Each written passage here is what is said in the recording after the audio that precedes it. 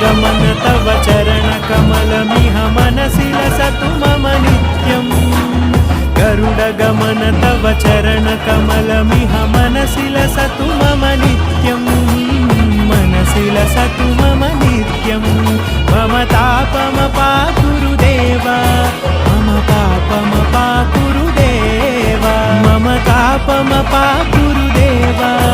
मम पापमपा गुरुदेवा